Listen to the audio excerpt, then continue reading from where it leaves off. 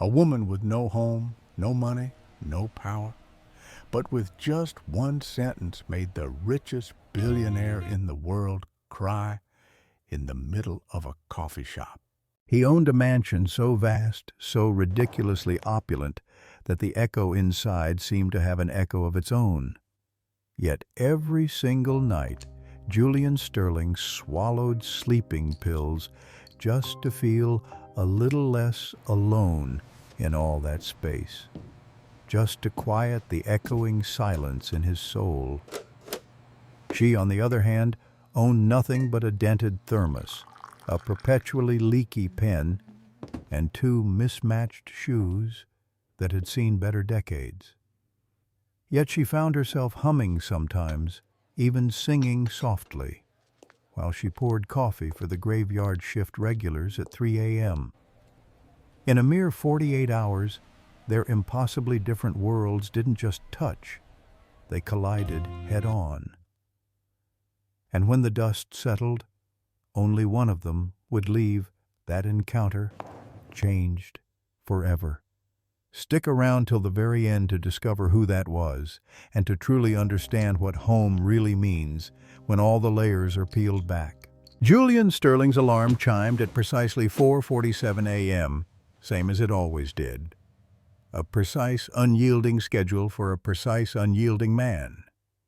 He opened his eyes not to sunlight, but to the filtered glow of automation illuminating silk sheets that cost more than most people's cars.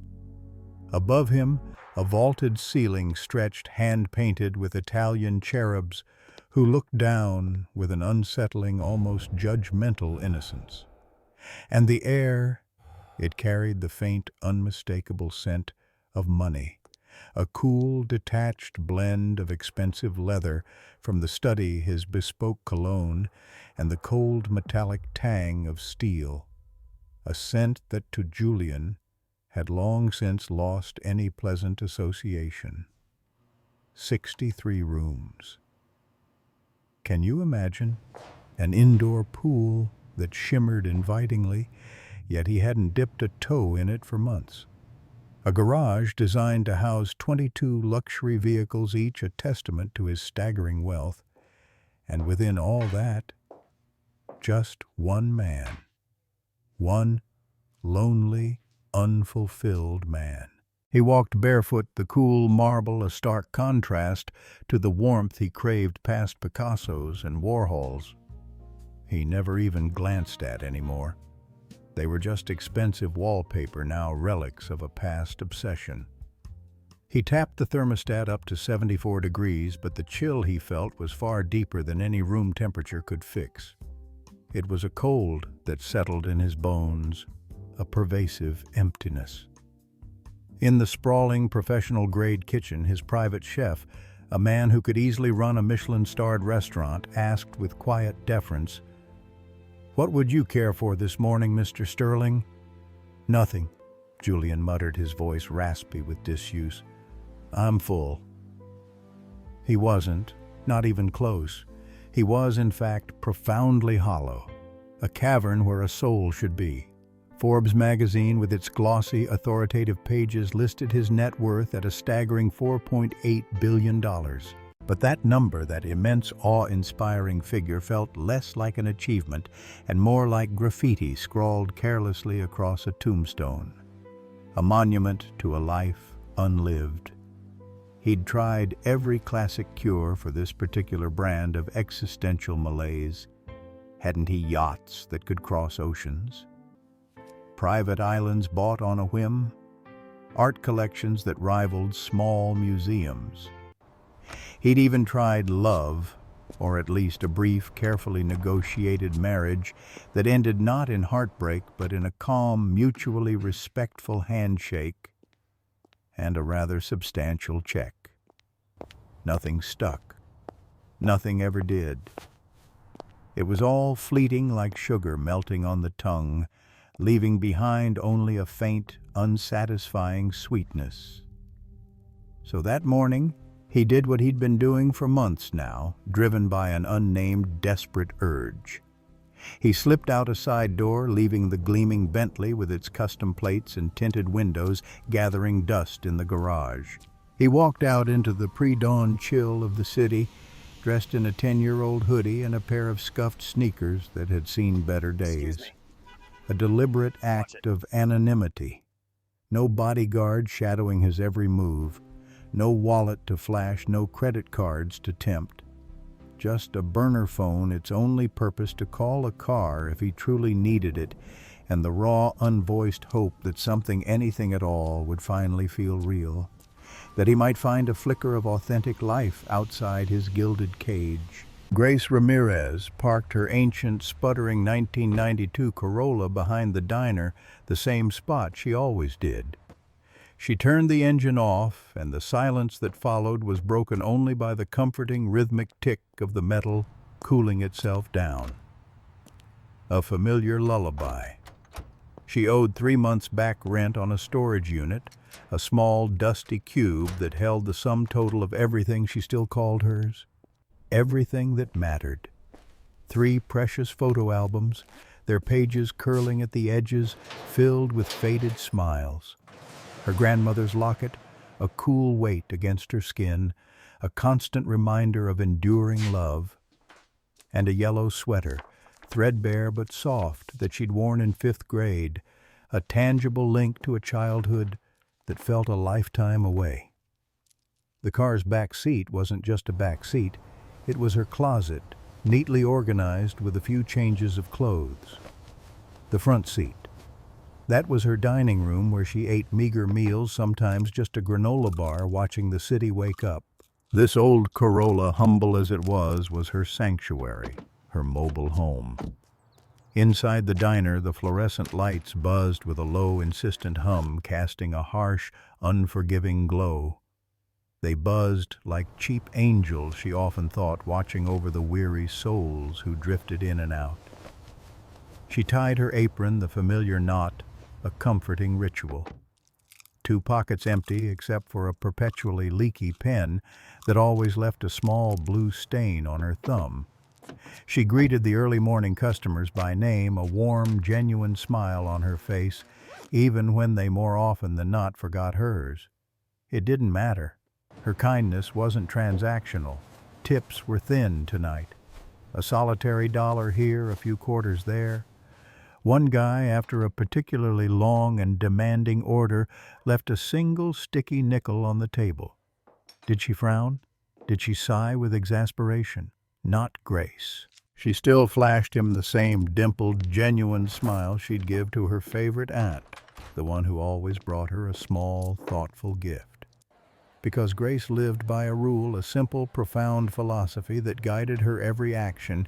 If she couldn't give money, which was often the case, she would give kindness.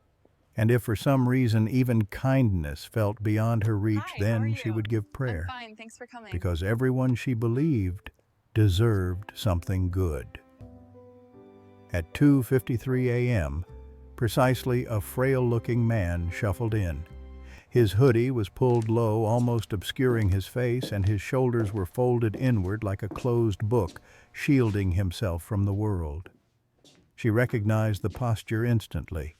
It was the universal language of Coffee? quiet desperation of a soul trying to make itself invisible. "Coffee?" she asked, her voice soft, devoid of judgment, simply offering. He nodded, a small, almost imperceptible movement. She poured the steaming black liquid, careful not to spill, and placed the mug before him. He wrapped both hands around the ceramic as if it were a fragile bird, as if it might suddenly take flight Coffee? and disappear from his grasp. The warmth seemed to seep into him, a small comfort in a cold world. When the check arrived, she placed it gently on the table. He stared at the numbers, his eyes unfocused, as if they were written in an ancient, indecipherable hieroglyphics. The burden of payment, even for a simple coffee, seemed immense. Grace, without a word, slid the check back across the formica table. "On me tonight," she said, her voice a quiet decree. His eyes lifted slowly, hesitantly. They were gray, bloodshot from lack of sleep, and startled like a deer caught in headlights. "Why?" He managed the single word hoarse.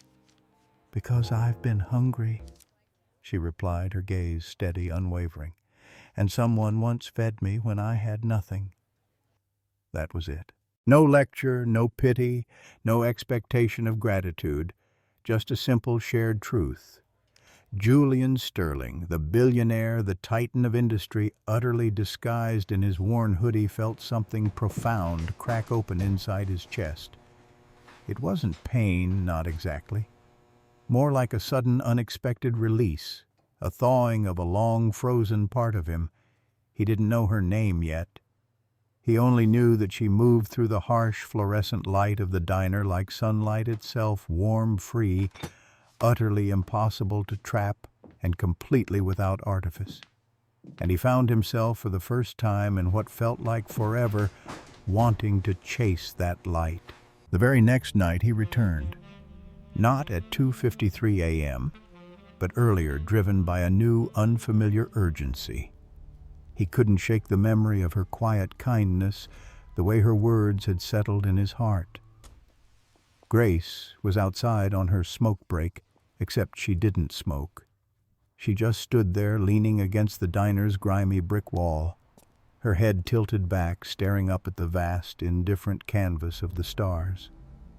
It was her moment of peace, a brief escape from the buzzing lights and clatter within.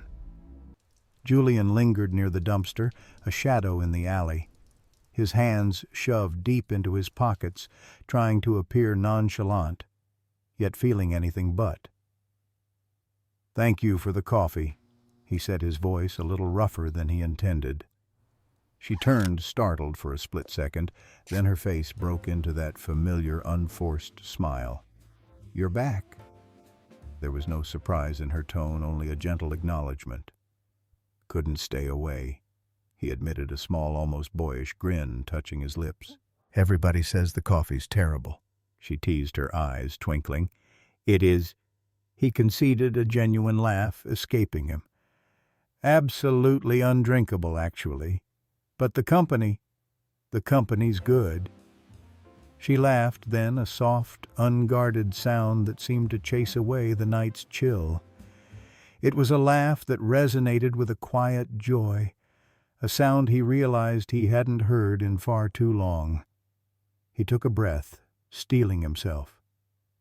"Got a minute?" he asked, trying to sound casual. Grace glanced at her watch, a cheap plastic thing. "7?" she said simply.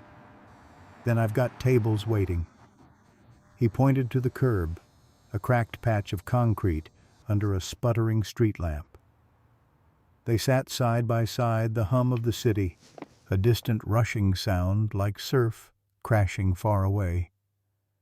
"I'm Julian," he offered, holding out a hand, then quickly withdrawing it, remembering she'd given him coffee without asking his name. "Grace," she responded, her voice calm. No handshake, just the quiet. A comfortable, easy silence that felt more profound than any forced conversation. He wanted to ask so many things. Why she worked the graveyard shift, what her story was, why her shoes didn't match. But the questions felt intrusive, rude, like he was probing for weaknesses. He didn't want to break the fragile connection they were building. Instead, he asked, "What makes you happy, Grace?" It felt like a safe question, yet it was also the most fundamental. She blinked once, slowly, considering. "Giving," she said without hesitation. "That's it." He pressed, slightly incredulous. "Just giving, after everything he'd seen her go through." "That's plenty," she corrected gently, her gaze unwavering. "More than enough, actually." He studied her profile in the dim light, a small, slightly upturned nose eyes that looked tired but held an immense depth, and a tiny, almost invisible scar on her lip. A map of a life lived. "Where do you go after your shift?" He ventured the question, feeling heavy but necessary. She smiled a knowing, slightly sad smile. "Parking lot first, then wherever God parks me." The realization hit him a cold, hard knot in his stomach. "You're homeless," he asked the word, feeling harsh, judgmental. "Home free," she corrected gently, her voice still soft but firm. "Houseless, yes, but never hopeless." He swallowed the truth of her words, stinging. He, with his 63 rooms, felt utterly hopeless.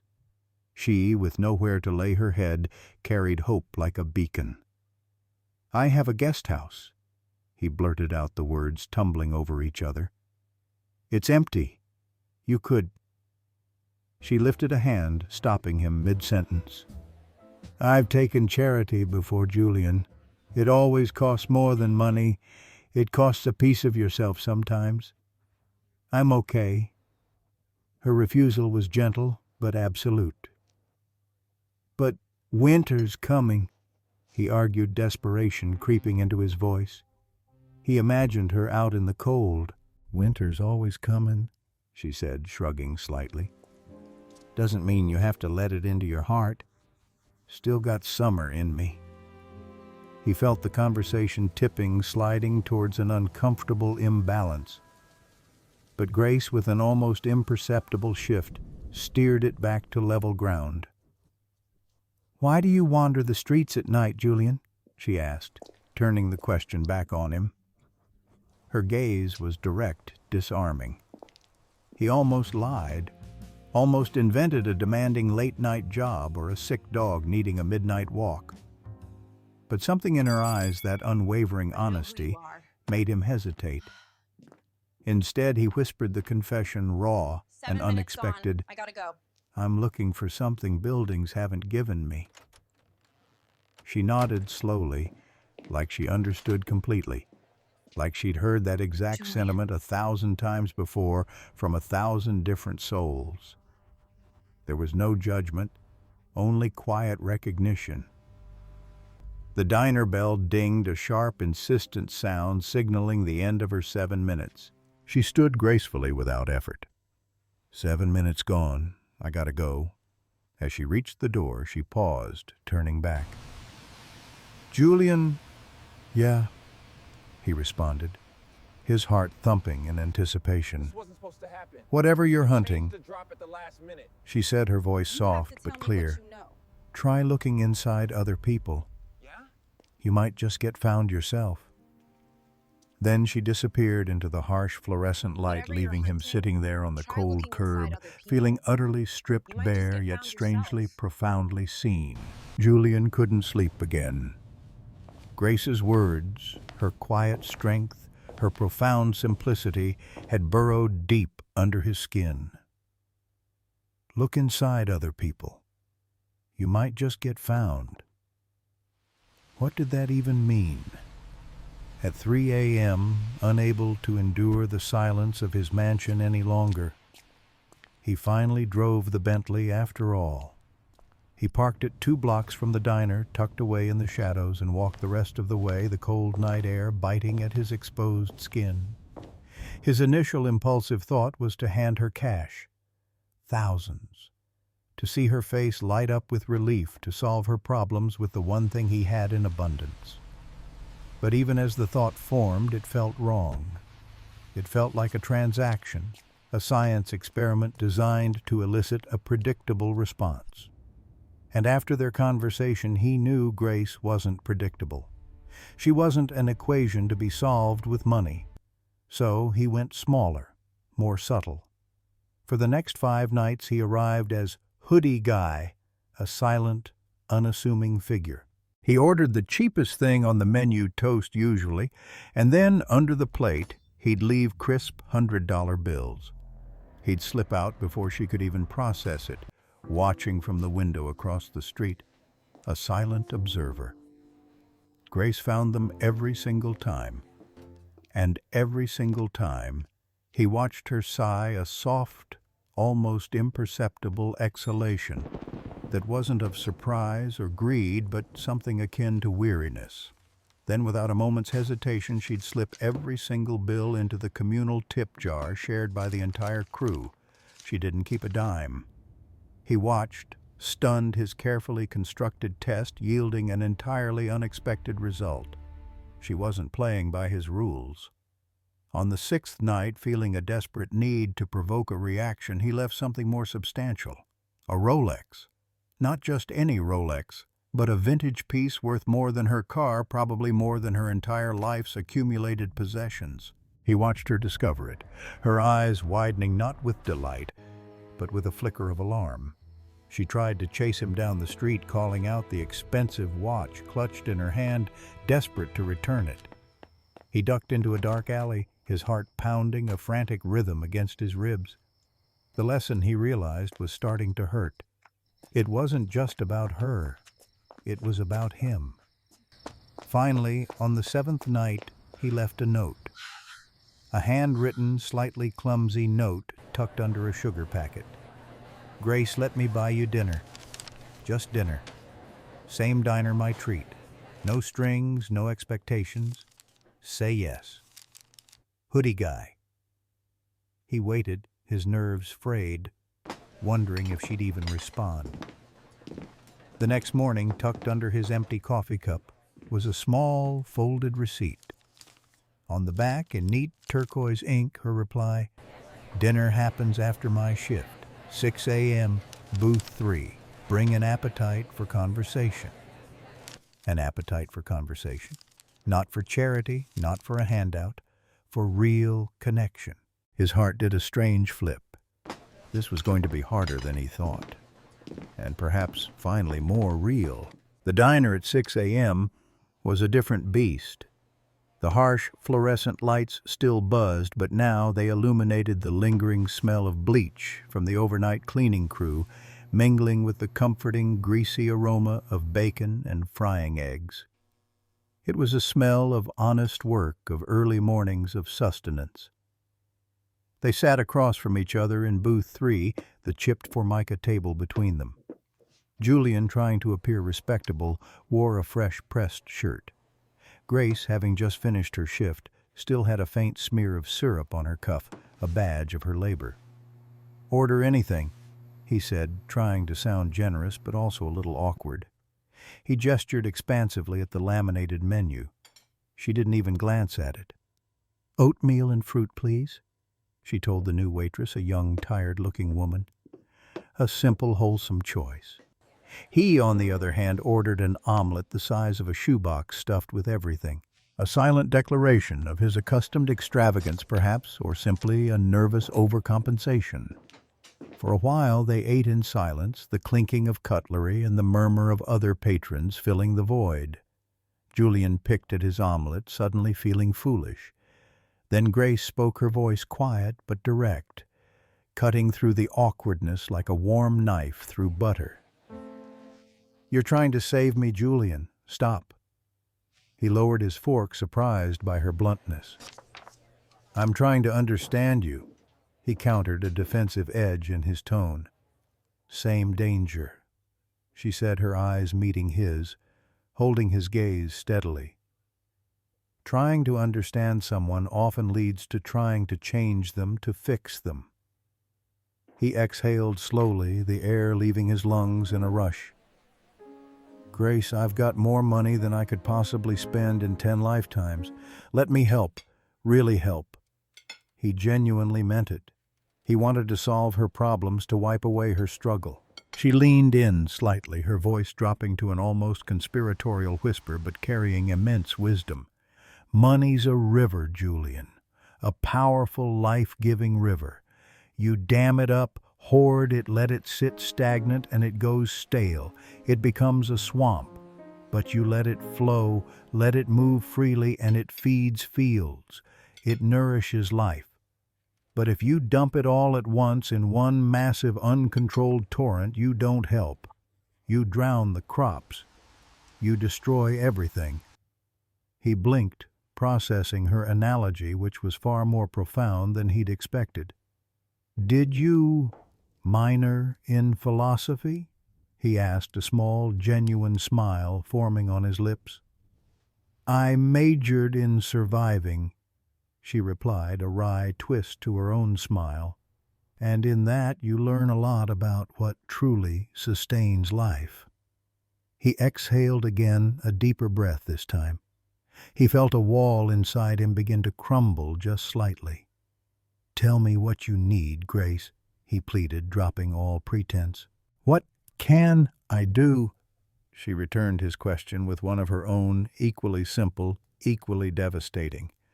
Tell me what you need, Julian. The question hit him like a physical blow, ricocheting inside him, echoing in the hollow spaces he'd tried so desperately to fill with wealth. He opened his mouth, ready to speak, but no words came. Nothing.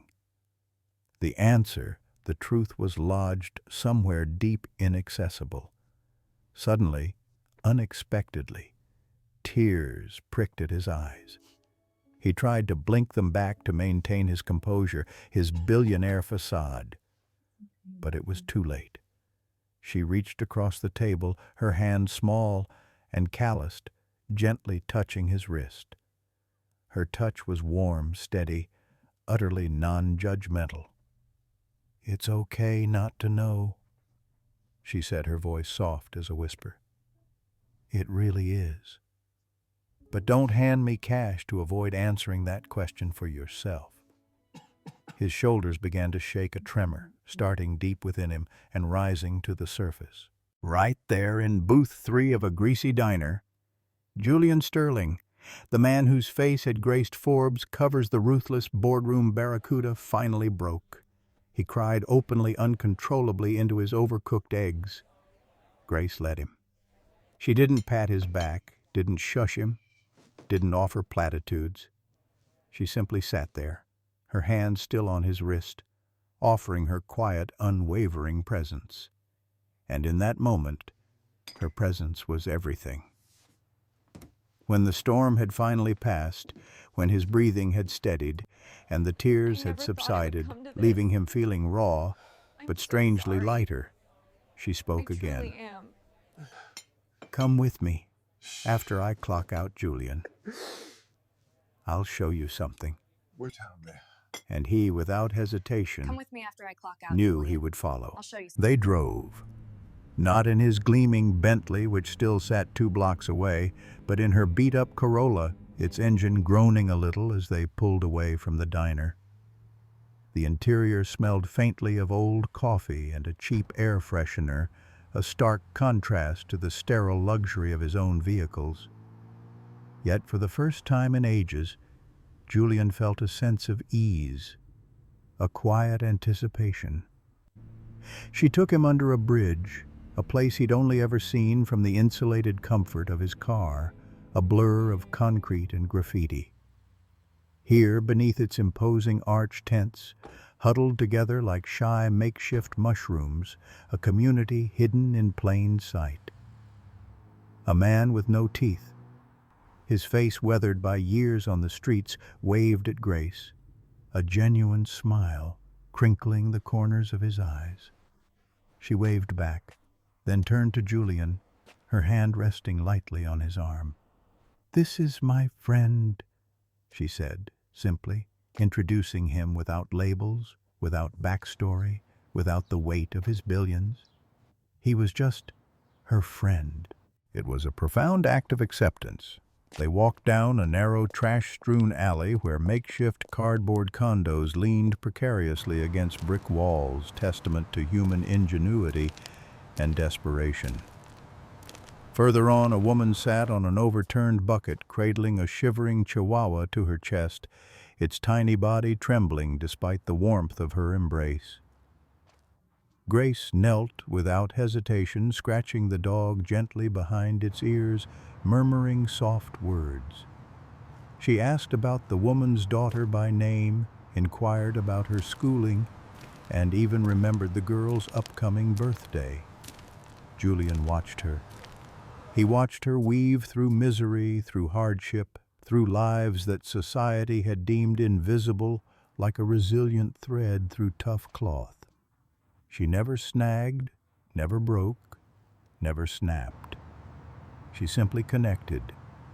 At noon, they reached a small, unassuming park, a patch of green amidst the urban sprawl. She unpacked her lunch from a worn canvas bag, 2 slightly squashed peanut butter sandwiches, a couple of bruised apple slices, and 2 juice boxes. Simple, humble fare. They sat on a splintered wooden bench, the kind you'd find in any public park. Squirrels, emboldened by their presence, brazenly begged for crumbs. Pigeons, in their usual chaotic fashion, staged small, noisy riots over dropped scraps. He ate his sandwich, the simple taste of peanut butter and jelly suddenly more satisfying than any gourmet meal he'd had in months. And as he chewed, as he watched Grace interact with the world around them, he felt something profound loosen in his chest. Like fists that had been clenched tight for decades were finally slowly unclenching. A physical release. "Grace," he said, the question bubbling up from a deep, unexplored place within him. "Why aren't you bitter?" She finished chewing her sandwich, swallowed deliberately, and then looked at him, her eyes clear and unwavering. "Bitterness," she said, "is expensive, and I'm on a budget." He laughed, really laughed, a full, unrestrained, joyous sound that surprised even himself. He realized with a jolt that he hadn't laughed like that since maybe college, before the relentless pursuit of wealth had consumed him. Wind rattled the leaves overhead, a whispering chorus to their shared moment. She turned to him, her expression serious now, her voice soft but firm. "Home isn't where you live, Julian. It's not the number of rooms or the square footage or the art on the walls. It's where you're loved. It's where you feel safe enough to be yourself. And you can't buy love with a building, no matter how grand. You rent it, Julian. You rent it with moments like this, cheap juice boxes and shared silence, with genuine connection." The words hit him harder than any boardroom insult, any financial loss, any personal setback he'd ever experienced. They resonated deep within him, striking a chord he hadn't known existed. He looked around. No marble, no chandeliers, no vaulting ceilings painted with cherubs. Just the vast open sky, the rustling trees, and a woman who truly saw him, not his money, not his status, but him. Something inside him shifted, then something tectonic and irreversible. The foundations of his carefully constructed empty world began to crack, making way for something new, something real. That evening, driven by this profound, unsettling shift, Julian invited her to the mansion. It felt like a monumental step, a vulnerable opening. He claimed he was just house-sitting for a friend, a flimsy excuse he hoped would soften the shock. She, with her quiet wisdom, pretended to believe him, a gentle kindness on her part. They parked out front, the Corolla looking almost comically tiny next to the imposing gates. He keyed in the security code, the familiar beep-boop echoing in the sudden silence. The gates swung open with a soft mechanical hum. She stepped onto the sprawling, perfectly manicured driveway, her eyes wide, yes, but not with awe or envy. There was no impression of being overwhelmed by wealth, only a quiet, almost analytical observation. Inside the foyer yawned 3 stories high, a cavernous space designed to impress, to dwarf any visitor. She whispered, her voice barely audible in the vast expanse. "That's a lot of vacuuming." A perfectly practical, perfectly Grace observation that instantly deflated the mansion's intimidating grandeur. He laughed nervously, a genuine, if somewhat strained, sound. They walked through corridors lined with art masterpieces that were now just part of the scenery. She paused before a bronze statue of a hawk, its wings poised for flight, its gaze sharp and predatory. She studied it for a long moment. "Nice bird," she said, her voice thoughtful. "Looks lonely, too." The observation cut Julian deep. He hadn't seen the loneliness in the sculpture before, only the power. He led her to the great room, a space designed for grand entertainments, but which mostly sat empty. A towering wall of windows framed the glittering tapestry of city lights below a breathtaking panorama. She stood at the glass, her arms folded across her chest, her back to him, her silhouette outlined against the urban glow. "Julian," she said, her voice quiet but carrying an unmistakable edge of knowing. "Whose house is this, really?" He swallowed hard, his throat suddenly dry. The moment of truth. "Mine," he whispered the single word, feeling like a confession. She turned slowly, searching his face, her eyes piercing through his carefully constructed defenses. "The hoodie guy who can't sleep." He nodded, unable to meet her gaze fully. "So all this," she gestured around the vast, opulent room, "all this, and you still cried in a diner?" He nodded again, the shame and vulnerability washing over him. Silence stretched between them, thick and heavy like taffy being pulled. He braced himself for judgment, for pity, for a lecture. Then she did something entirely unexpected. She walked towards him slowly, deliberately, and then she hugged him. Not a quick, polite embrace, not a hug of pity. It was firm, steady, grounding. "I don't care about your money, Julian," she whispered against his shoulder, her voice muffled but clear. "I really don't. I care about your heart." "And it's starving." He buried his face in her hair, breathing in the scent of citrus, and yes, faintly the lingering smell of diner smoke. And in that embrace, something truly cracked open within him, not just a small fissure, but a profound, liberating break. Light, warm, and pure spilled into the long, darkened corners of his soul. When they finally parted, her eyes, though still tired, held a fierce, loving challenge. "You've built the perfect museum, Julian," she said, looking around the grand, empty space. "Now it's time to build a life." The very next morning, Julian called his board, not for a routine update or to strategize another acquisition. No, this call was different. He canceled 3 pending acquisitions that would have netted him millions, perhaps billions more. And then, with a quiet but firm resolve, he freed $40 million in liquid assets. An unprecedented move that sent ripples of shock through his financial empire. He hired architects, not for another skyscraper, not for another sprawling estate, but for something entirely different. He wanted a center, a place with showers and laundry facilities, clean, warm beds, classrooms for learning, and a proper kitchen to feed hungry souls, a place that would offer dignity and a path forward. He wanted Grace to run it. He asked her formally, professionally. She refused, twice, not out of stubbornness, but out of a deep-seated caution, a wariness of systems and institutions. So he asked differently. He asked not as a billionaire offering a job, but as a man seeking guidance. "Grace," he said, meeting her eyes, "will you teach me how to give the way you give? Will you show me how to build a home, not just a house for those who need it most?" She considered his words, her gaze thoughtful, searching. She saw the sincerity, the earnestness in his eyes. "I'll partner with you," she finally said, a quiet determination in her voice.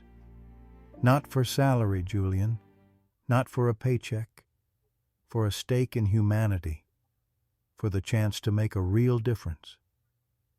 They shook hands, a simple, firm clasp that sealed their unlikely partnership. In that moment, Julian felt richer, more fulfilled than any multi-billion-dollar deal had ever made him. This was wealth of a different kind. Construction started in a matter of weeks, a whirlwind of activity. The building, once an abandoned warehouse, began to transform brick by brick into a beacon of hope. Grace named the place Haven. A simple, perfect name, Julian wasn't just signing checks. He was there on site, painting walls alongside former stockbrokers who were now volunteering, working towards their sobriety chips. He was hauling lumber with ex-cons, finding a new purpose, sharing bad coffee with construction workers, and learning the names of every single person involved. He was building not just a center, but a community. On opening day, a line wrapped around the block, a testament to the desperate need and the hope that Haven represented. Grace stood at the gate, a clipboard in her hand, her smile as bright and genuine as the sunrise itself. She wasn't just managing. She was welcoming her empathy, a palpable force. Julian watched her move through the crowds, a quiet observer. He saw her handing out fresh socks, offering words of encouragement, restoring a sense of dignity with every interaction. And in that moment, watching Grace, he finally realized she hadn't just given him a project or a purpose. She had given him the very thing he'd been hunting for in every boardroom, on every yacht, in every empty room of his mansion. She had given him purpose. A true, undeniable reason to exist. 6 months later, Haven was a thriving hub of activity, serving 200 warm meals nightly. The local news, always hungry for a heart-warming story, had dubbed Julian the billionaire with a soul. He absolutely hated the headline, of course, finding it reductive and self-congratulatory. Grace, however, loved teasing him with it, often calling him Soul Man with a mischievous grin. One crisp evening, after the last guest had departed and the volunteers had gone home, they were the last ones left locking up together. The sky above them was salted with 1,000,000 stars, a breathtaking canopy over the bustling city. He turned to her, a genuine curiosity in his voice. "You still homeless, Grace?" She grinned a wide, easy smile that lit up her tired eyes. "Nah," she said, shaking her head. "I've got keys to this place, don't I? Keys to your fancy gate, too. And the Corolla, bless its heart, it still runs like a champ. I'm home full, Julian. More home full than I've ever been." He chuckled, a warm, genuine sound. "Funny, isn't it? I've got mansions, plural, scattered across the globe. But this center Haven, it feels like the first real home I've ever owned. And that's because you're in it, Grace. You're the heart of it." She nudged him gently with her elbow, a playful gesture. "Careful there, Sterling. That almost sounded like gratitude. Don't go soft on me now." "It is," he admitted, his voice soft, sincere. "It absolutely is gratitude." They stood in the doorway, their backs to the warm, inviting light spilling from inside Haven, their faces turned towards the cool, indifferent expanse of the city. A city that once felt so alien to him, but now felt like a place he was finally connected to. "Grace," he said, the question he'd been pondering for months finally finding its voice. "What's the real difference, then, between a house and a home?" She'd answered this before in different ways in different moments, but she indulged him, knowing the question still held weight for him. "A house," she began, her voice thoughtful. "A house keeps the weather out. It protects you from the rain, the cold, the heat." She paused, then continued. "But a home keeps the fear out. It's a place where you're safe enough to be vulnerable, to be truly yourself, without judgment." He nodded slowly, the truth of her words settling deep within him. "I lived in weatherproof fear for 40 years. He confessed, a quiet admission of a life spent behind walls, both physical and emotional. She slipped her hand into his, a natural, unthinking gesture. It wasn't romance, not in the traditional sense. It was something deeper, something sturdier, a covenant perhaps, a shared understanding. "Welcome home, Julian," she said, her voice warm and steady, utterly sincere. And for the first time, he truly felt it. So here's what I really want to ask you watching this right now. If home truly is where you're loved, where you're seen, where you feel safe enough to be yourself, who's building your walls of love? Who are the people in your life that create that sense of belonging for you?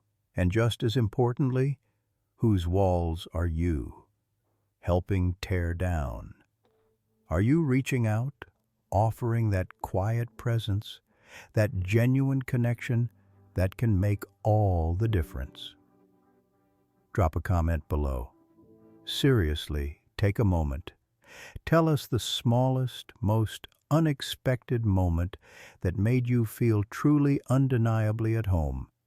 It could be a conversation, a shared meal, a simple gesture. We'd love to hear your stories. And if this story resonated with you, if it made you think, please share it.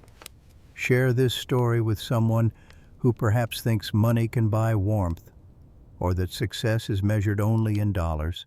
Let them hear Julian's journey. Smash that like button if you've ever felt houseless, maybe literally, maybe figuratively, but never ever hopeless. If you've found strength in unexpected places. And subscribe for more tales that remind us again and again that the best things in life aren't things at all. They're moments, they're connections, they're people. Julian still owns the mansion, of course. It's too large an asset to simply liquidate, too deeply woven into the fabric of his financial empire. But he rarely steps foot in it now. Instead, he lives at Haven 5 nights a week, sleeping on a cot in a small Spartan room, sandwiched quite literally between ex-veterans finding their footing and young dreamers trying to escape cycles of poverty. He wakes to the sounds of activity, of people finding hope, and for the first time, he feels like he belongs. Grace manages the place with an unwavering dedication. Her days long, her empathy boundless. She pays herself the exact same wage she earned at the diner, not a penny more, and deposits every single surplus dime into scholarships for GEDs, for vocational training, for anything that can help someone build a new life. She ensures every dollar flows just like her river analogy. The old Corolla, that faithful dented companion, finally gave up the ghost one snowy morning. Julian, without a word, bought her a new one. A modest, reliable sedan, nothing flashy. She insisted on monthly payments, a symbolic $37, and a batch of her famous banana bread every single Christmas. It was her way of keeping the river flowing, of maintaining her independence, her dignity. They never dated, not in the way the world expects. Their connection transcended romance, growing into something far sturdier, far more resilient family. A family built on shared purpose, on mutual respect, on the quiet understanding that they had found their truest selves in each other's presence. And on quiet nights, when the city lights flicker like cheap sequins scattered across a dark velvet cloth, they often sit on the center's back step. They sip bad coffee, the kind Grace still makes, and trade stories. Stories of the day, stories of the past, stories of the people they've helped, the lives they've touched. Sometimes Julian will look at her, a self-deprecating grin on his face, and ask, "Was I really that pitiful Grace that lost?" Grace just laughs, a warm, familiar sound. "Still are, sometimes, Sterling. Just look at that haircut." And he grins back because he knows deep down that those playful insults, those gentle jabs, are her unique, honest language of love. Because home, he's learned, is not a zip code. It's not square footage or vaulted ceilings or a vault filled with billions. Home is the place where someone remembers your grandmother's name, hands you a peanut butter sandwich when you're hungry, and sits beside you quietly when the whole world feels like an endless winter. So if you're watching this right now, whether you're in a cramped studio apartment, a cozy basement, a sprawling mansion, or even a temporary tent, remember this: you don't need riches to open a door. You don't need grand gestures to make a difference. You just need the courage to let someone in. the courage to be seen, the courage to offer your own quiet, unwavering presence. Thanks for watching. Go build some walls of love, not of brick but of connection, not of money but of heart. And I'll see you in the next story.